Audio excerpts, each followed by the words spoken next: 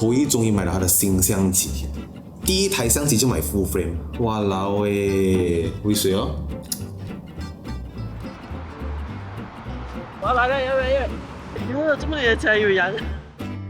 Hello, welcome back to our channel. 我是 Vincent， 我是 Chloe。首先这一期是讲我的女朋友第一架相机就买 full frame， 有什么感想？我超级喜欢这架相机。如果还没有看我们当时买 C2 的 video， 可以上去这边看啊。然后当然这个 video 是纯粹分享一下为什么他第一架相机就要上 full frame， 然后我们用了1个月，你觉得怎么样？呀，这个 video 是一个 experience， 我们 user experience， 不是一个 review 啦，就纯粹分享一下我们拍过拍过我们自己的 video 我们的 YouTube 啊这些东西，我们用 C2 就用到怎样啦。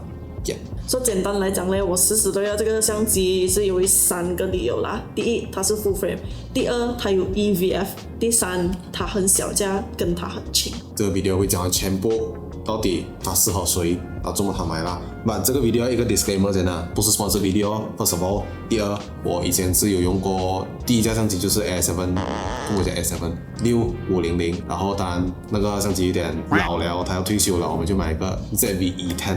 然后 ZV-E10 过后，我们就买了一个 Sony 的 ZV-E1， 都是 vlog camera， 但它一直以来都没有对这一款的相机有什么兴趣，因为我们 E1 是为了 for video， 可是我们没有一个 dedicated 的拍照的相机啦。这3家其实我们都没有其他的相机，除了 Pocket Tree。So all along vlog 的话，我就是用 Pocket Tree 罢了。可是如果你们有用相机的话，你也知道那个 difference between 一个相机跟一个 Pocket Tree 啦，就是相机有相机的 feel 咯 ，Pocket Tree 是有点 action cam 这样子的 feel。所以拿 Pocket Tree 来拍照啊。Yeah，so 它是一个不同的 feel，that's why 我才觉得我跟他都 agree that 我们有自己一个喜欢的相机啦，就可以拍照可以拍 video 的。我觉得第一点是，如果你们是有玩相机的，你就会知道那个差别 between 一个 APS-C 相机跟一个 full frame 相机，因为它的差别其实蛮多的。比如说它的 depth of field 啊，或者是它的那个 crop 啊，因为会 crop 1.5嘛，for Sony 相机的话啦。Yes。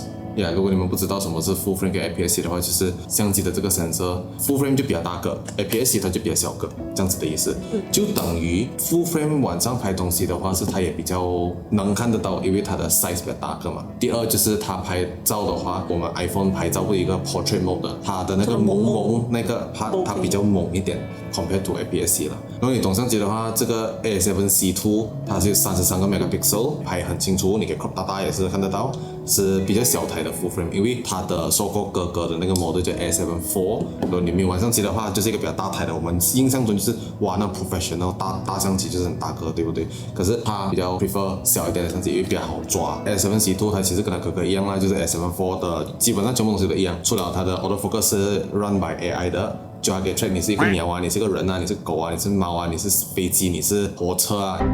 然后第三，当然它的 body 它可以 flip 啦。另外一个差别就是它只有一个 SD 卡的 slot 啦，它不是2个像其他的 Pro camera 这样子。想要考虑这些相机的话，当然它没有 HDMI， 还是一个 micro HDMI 啦。如果你想要看 full spec 的话，你可以上去我们 Camera Fair 的那个 video 看，那边可以讲到更加详细了。这一 part 呢，我们会讲一下什么样的人应该入手这个C图啦，因为毕竟它出了2年，但是我觉得它还是一个蛮不错的相机，给你用 for 好几年下去啦。如果你是一个小白，完全没有动过相机的人，你应不应该入手？第二就是你已经用惯了 APS-C 相机的人，你想 upgrade 去 full frame 的话，它是有什么样的 upgrade？第三就是 for those who 已经用惯了很 professional 的相机，但是这个 size 觉得很适合你，每天可以带出门的话，它可能会是一个 downgrade 啦。我们会 cater for 这些人去做一个思考的一些想法。所以我们第一样东西就是要讲它的 build 啦，说它 sturdy 不 sturdy 啊，就是它的身体感觉上怎样。因为有些相机它是比较 plasticky 这样子的 feel 嘛，所以我觉得 as beginner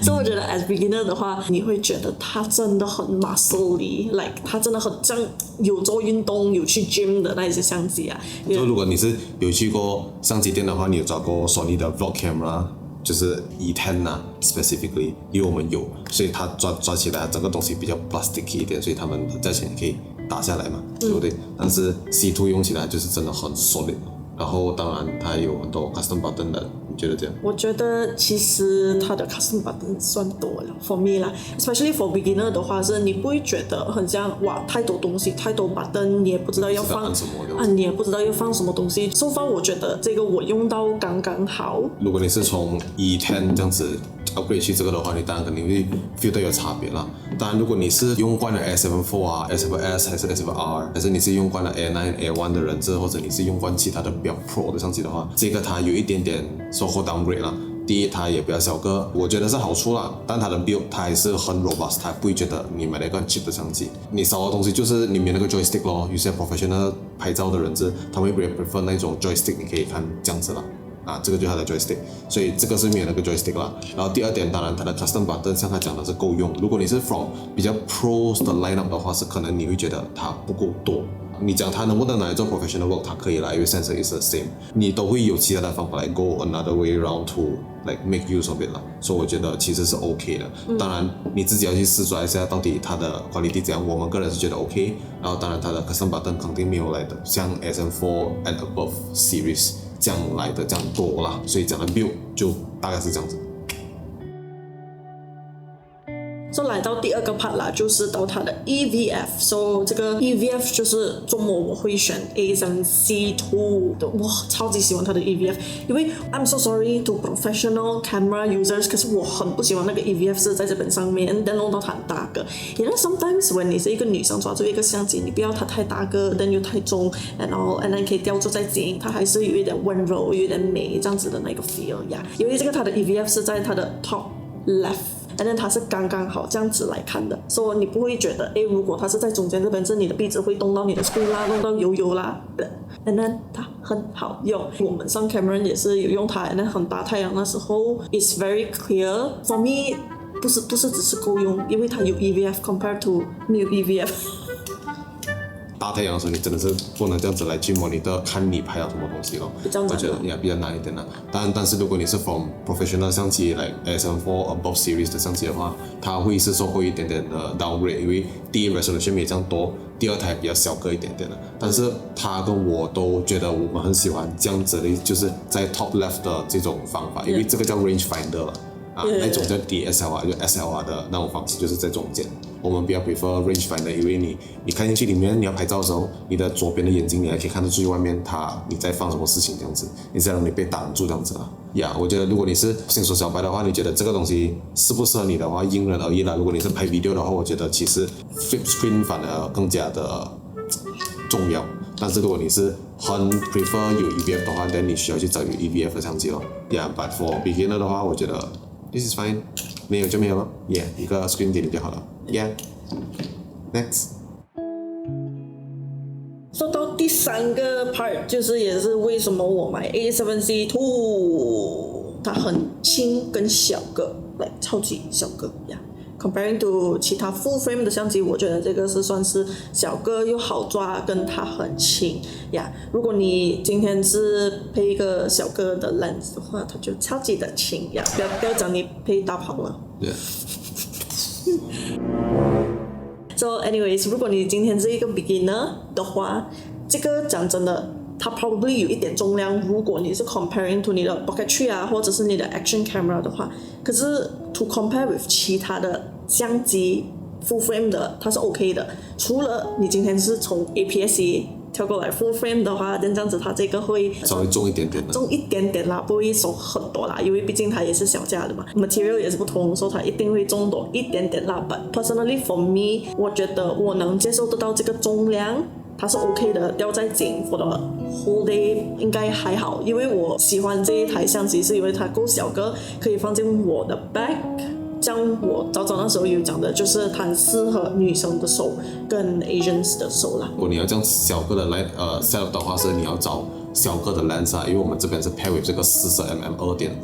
这个也是当时他们出 A7C 的时候出的一个 lens 来的，他们当时候有出24、42个50mm 的 lens， 所以这3大小小的 lens 它就很配 with 这个相机咯，你就戴在颈不会觉得太过重，因为以前历年以来我们知道的 full frame 的 lens 都比较大个，所以就 size 对它的相机机身没有重很多，可是它的 lens 就变得很大个了，大很多，所以它是有一点点的差别啦。我觉得如果你是 coming from professional 的话，这个会很轻 for 你啦。呀，我们也知道很多的 YouTubers 啊，或者是就喜欢拍照、喜欢拍 video 的人，就用惯 high end 的相机，是他们会买到一台 C2 是 for 他们的 daily use， 对吗 ？Yes，因为它真的是sensor也好，它也很小台，所以就很方便带出门哦。如果你想一个 daily use 的话，我觉得这个 setup 是很不错的 C2 加40。或者你 prefer 24或者你 prefer 50都 OK， 因为它是 lens 本身是 more or less 一样的重量，我觉得这个 setup 是不错的。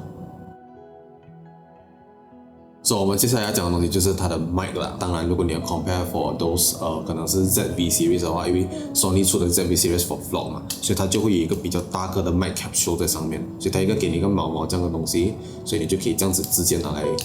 录音。因为历年以来没有这个东西的话，是之前都录音都比较差，就像现在这样子啦，它的 mic 也是比较小个一点点的，它收音来讲可能都没有到太过好。如果你要 compare 的话，所以这个是 Sony ZV-E1 内置的麦克风的声音，没有 mic， 全部都是 internal mic 的声音，可以听是什么差别。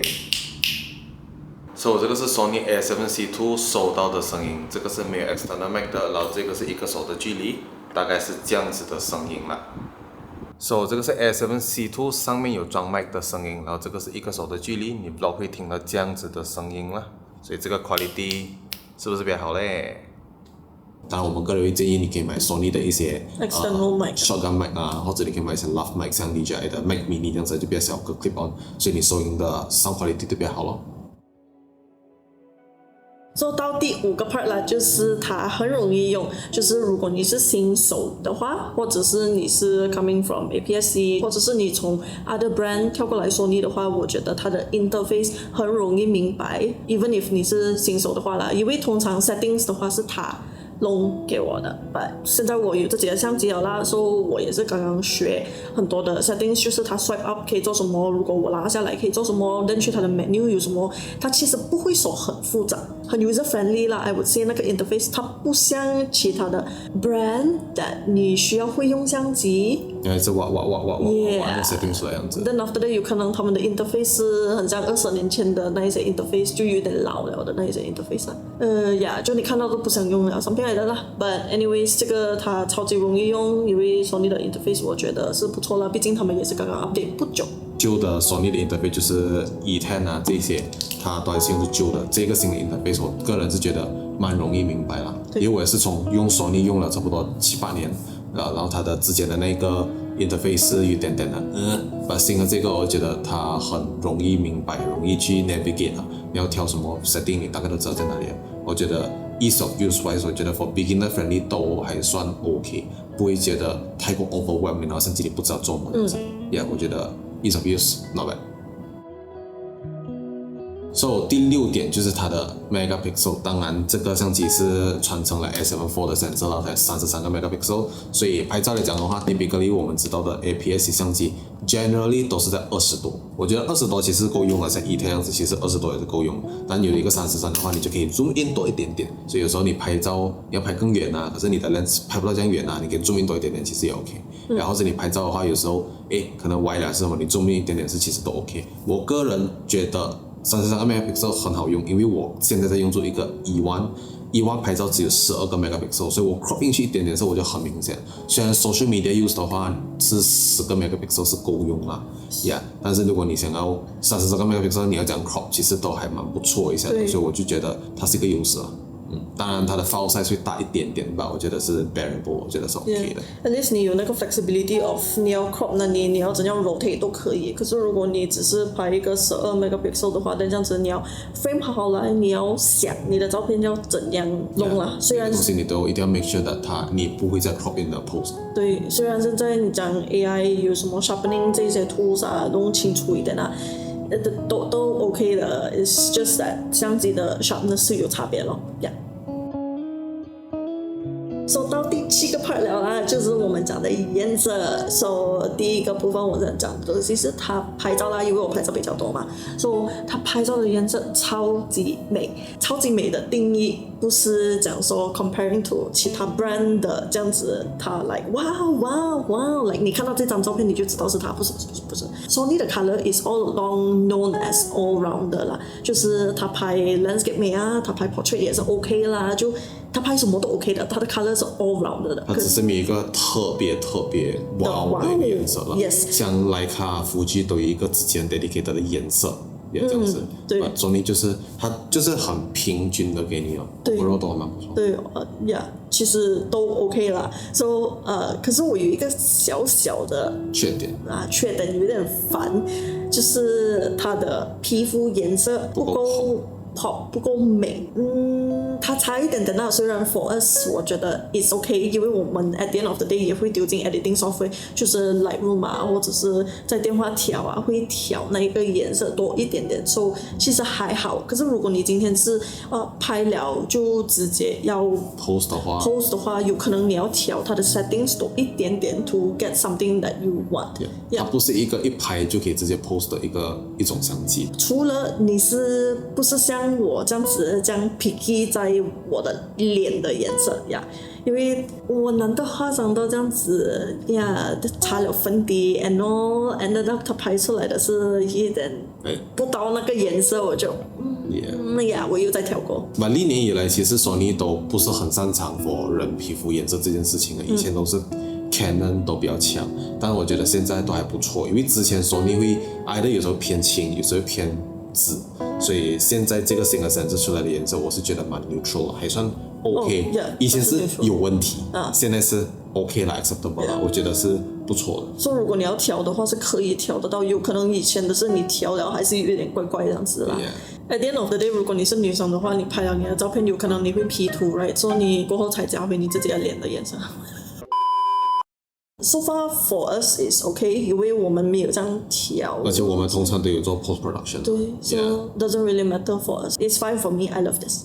For video 的话，我觉得它其实跟现在大部分新的相机都差不多，我觉得都蛮不错一下的。然后当然 for Sony 它有一个叫 S-Cinetone 啊，当然你讲 Sony 很 high end 的相机都可以拍得到 S-Cinetone， 它是一个 color space。当然我们平时会拍 S-Log3， 然后它可以拍 10bit 啦 ，10bit 422， 有些相机只能拍 10bit 420，它的 color space 可能就没有太过大。我个人是用了E1再用这个，其实它的颜色是一模一样的，就是 I can match perfectly， 颜色、动态范围全部东西都 OK， 都是45档的动态范围，就 dynamic range， 我觉得都 OK。然后颜色外手就觉得 not bad 咯，就不会觉得差很远，因为 Sony The thing is we do post production， 所以我们要怎样调都是我们的事。Sony 就 video wise 的话，其实它有传承了它的 Sony high end 相机的一些颜色啦，我是觉得还蛮不错用的。像我们讲到它这个 all round 的咯，所以我觉得 S-Log3 它可能没有其他的 log 来的容易调，但是如果你是会调的话，我是觉得你可以调到还不错啦，所以就是看调的人的问题了。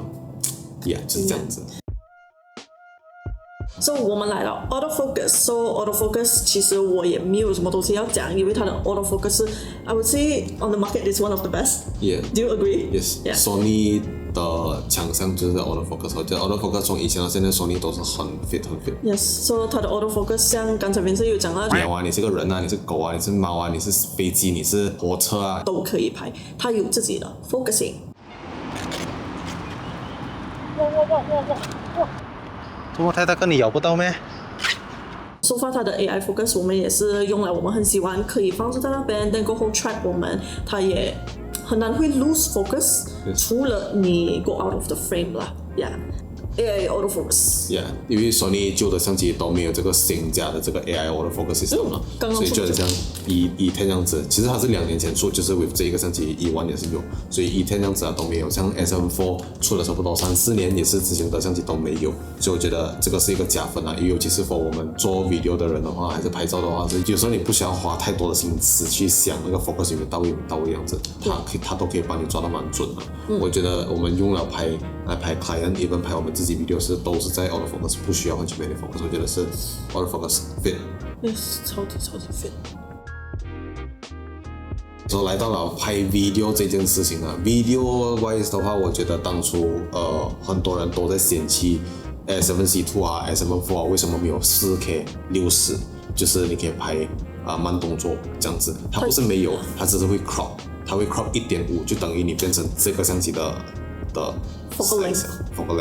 就等于你拍一个原本是拍16的，那被 crop 去24，就每个东西它会 crop in 这样子，然后 quality 也会一点点的，因为很多人都会讲 A7C2、A7IV 它的 4K 60有 crop。这一个是不可避免的，因为以前的 sensor 它都不能 sensor read 到这样快。但是我个人觉得它的 4K normal 就是 real time 的那个 4K 24、25、30，我觉得都很好看，因为它是从7K 超裁 oversample 去4K 的。所以如果要比较这个 C2 跟我的E1来比的话，是 C2 的4K。30会小很多很多，它是7K 到sample，我觉得这个是索尼 C2 的一个收获强项。Yeah， 可是 of course 有讲到它的缺点，就是它有 crop。可是如果你是新手的话，或者是你觉得这个东西其实对你没有什么大影响，因为你没有什么用 4K 60来拍东西的话，其实 it's OK。Yeah， 你不常用的话，其实就还 OK。对，因为毕竟60也是为了拍慢动作嘛，所以如果你没有什么拍慢动作的话，其实你也都不需要嫌弃它。Yeah， 像我用E1这样子，其实 4K 60、4K 120，我其实蛮少用的。可是需要用的时候，它就在那边了。对。就是你要买相机之前，你想，如果你是一个 Pro， 然后你平时可以拍很高帧率的一个可能 4K 60、120 and stuff， 你很常用，你觉得这个相机它会是一个对你来讲不好的话，then maybe 不要选哦。但如果你是用这个相机，你知道它的弱点就是 4K 60会 crop 的话 ，then go around it 啦，就是来 accept it 啦 ，accept the fact that 它是 4K 60啦。这一个 low light 的这一点，我为什么买E1是因为它可以在很暗的时候，我的 ISO 可以去到12800。如果你不是一个 Pro 的话，可以 skip 啦。但简单来讲 ，C2 它并没有到这样好啦，因为它的 base ISO 是640，还有是640还是800，还有一个是3200。我的E1的话就是640和12800，12800，所以我可以调到很高的 ISO， 在很暗的地方我都可以拿到一个很 clean。不 noise 不多那种 noise 的一些 video footage 就还可以用，但是如果你想这一个或者12800你还可以用吗？其实是可以的。如果你要相比的话，肯定它的E1会比较 sharper 一点。这个是E1拍出来的，这个是现在在 Dual Base ISO S-Log3 的640 ISO， 所以它有2个 Dual Base ISO， 另外一个是在12800，你可以看到这样光。然后如果你是没有到12800的话，是它很 noise， 你看我的脸。可是如果你到12800的话，它就变干净了，看到吗？现在 Next C2，这个是 A7C2 Base ISO 800，另外一个 Base ISO 它是在3200，这个是2000、2500、3200，所以2个 Base ISO 这个是降亮了。如果我要 match E1 的话，它需要去到12800。它会是这样子，所以亮度是一样，可是那个 noise 那个噪点可能会多一点点，可是加了一点点的 noise reduction 在 editing software 就这样子。其实来讲还是可以用的 ，but E1 generally 的 low light performance 比较好啦。But of course to compare 的话，虽然它的 low light 不是很好 compared to E1， 可是我觉得比起像 1H sensor 啊，或者是 APS-C 这样子啊，它都是好很多的 ，Yeah， 毕竟它的 sensor 比较大嘛。Yes， 而且另外一个东西就是，如果你很少你在城市生活的话，很多人觉得我要买 FX3， 我要买 S7S3， 我要买E1，因为它可以用 ISO 12800。你给我的话，老实讲，我用了1年多，我都觉得我不到很长会用到。可是反而我觉得，如果我有 Dual Gain ISO 的话，我有一个640 base， 我还多一个3200，我会宁可选这个，因为我比较常遇到的场景就是3200。rather than 12800，你不是每天进森林的嘛？如果你是很常拍晚上 street 这样子，晚上的 street 啊，或者是很暗的 moonlight， 用月光还是可能星星很色这样子12800可能会比较有用一点。可是我觉得 A7C 做3200，我觉得这个是比较 daily drive 的一个 ISO range，我是觉得因人所异啦，就是看你本身比较常用，在什么样的场景用相机了。我觉得这个是取决于你自己了，就这样子。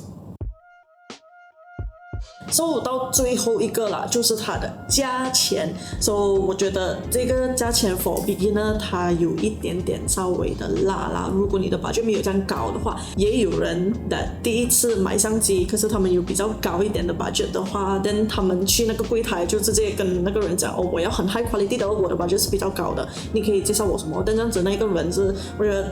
肯定是会怎么推荐 full frame 的啦 ，instead of APS-C， 毕竟你的 budget 也是比较高嘛。Compare 的话，这个的价钱它有一点高 for beginner。From Pro camera 的话，我觉得它的价钱是 acceptable。对，可是如果你是 APS-C 跳去 full frame 的话 ，I feel like Sony 的6700跟这一台我们买的这个价钱其实差不远。6700现在在马来西亚的价钱要5000多，这个我们买才7600，所以加多个2000块你上 full frame 啊。对，可是你进 full frame 的话 ，which means 你的 lens 会比较贵，那个是第一点。Then after that， 你用 APS-C 的话，有可能你的 lens 是用不到在 full frame 的啦。如果你没这样高的预算的话，我觉得进 full frame 它是一个无底洞嘛，因为第一它的 sensor 比较大个，所以你一定要买到 full frame 的 lens。full frame 的 lens 也正常来讲也比较贵 ，APS-C 的 lens 会便宜很多，所以超级多。如果你要 compare 像一个 E10 跟一个 C2 这样子的话啦，像这个 E10 它原价是around like 2-3千块，现在可能跌到2200 ，I don't know 2500。but 你买一个 lens 的话，便宜1000多2000块，你差不多，我觉得这个 range 你差不多4000-5000块，你可以买到一 set with 2粒 lens 这样子的一个价钱。but 如果你是买一个 C2 的话，然后你再买其他的 lens 叮叮当当的话啦，像我们这一个 C2 就是7600嘛，然后这个40mm 这个是around like 2000块，就差不多要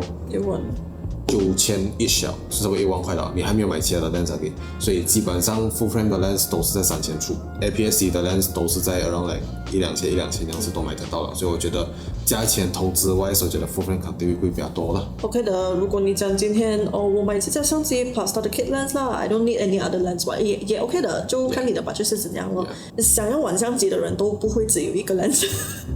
所以你会自然而然会要去 upgrade 了，它会是一个比较 steep 的一个钱包比较快传动的一个阶段 of life。所以我们就比较穷了。But yeah, of course, comparing with 其他的 high end 的，它超级便宜，就是这样低的价钱，你都可以买一个 full frame 相机啦。So that's why 我们当初看到这个价钱，我们就直接 OK 买。一定想不到。for 我们的 user experience after 1个月去了 trip， 然后拍了一些 client 的话，我觉得 C2 是蛮不错的一架相机啦。跟E1我也是觉得我也是没有后悔，所以我们就2架 full frame 咯。所以以后可能可以做一集可能E1对 C2 的一个比拼这样子，到底哪个比较好。虽然这2架相机都已经出了一阵子了，所以当然会有很多新相机出，所以你就可以留意一些有什么新相机。但是如果你是觉得新相机出跟我没什么关系，我可以省一点钱买旧的相机的话，我是觉得这2台相机都还是不错。我觉得 C2 还是一个蛮不错的一个相机了。highly recommend， 其实我个人觉得啦。当然 overall 来讲的话，这边今天这个 video 就是让大家知道优缺点，到底你买 C2 你会 upgrade from 一个 APS-C 你会有什么样的 upgrade， 或者你是 downgrade from 一个比较 high end 的相机，或者你的 daily camera 的话，它是什么样的一个体验。我觉得你可以看我们之前的就是 camera fair 的 video， 我们会讲到我们为什么会买它。第二就是我们有去了 Cameron Highland， 然后我们也拍了2次 vlog， 你可以上去那边看，然后都是用C2 跟E1来拍的，所以我就觉得 quality 跟 overall experience 来讲的话，我是觉得非常好用了。你自己本身用了一个月，你觉得值得吗？对，真的很值得。就是我不会很嫌弃，如果我今天要带它出街毕竟我也是配一个这样小粒的 lens， 那时候买的时候就是跟他讲 like， 我要一个很小的 lens， 我不要其他的 lens。这个 combination 是我很喜欢的 ，and then 我也觉得不知道，我就是很喜欢它，就是它没有出生的时候，我就觉得我很喜欢它的，就是那时候跟他讲我死都要它，可是出的价钱是蛮辣的，所以当初就没有买到，现在买到了，我就真的觉得我喜欢它很多。便宜了3000块 retail， 我是觉得值得。所以今天这个 video 只是一个小小的 sharing 啦，就是因为有人问我们C2 用了怎样来知道。But overall C2 我是觉得这个 video 应该可以稍稍的帮助到你。希望可以了，毕竟一架相机也没有 perfect 的 for everyone， 因为看你的需求是什么东西 ，and then 你可以 sacrifice 什么东西 ，and then 你注重什么东西。So 这一台相机我觉得是 all rounder for us， 也不知道你们的想法是什么。如果你们有想看我们做什么 video 的话，可以在 comment section 跟我们讲啦。所以这个 video 就到此为止啦。记得 subscribe 我们啦，然后当我们每个星期都有 post 一点 video， 所以就可以打开小铃铛，可以看我们新的 video。然后喜欢的话给我们 subscribe， share出去，然后我们来这 video whatever all the YouTuber call you ask you to do and bye bye。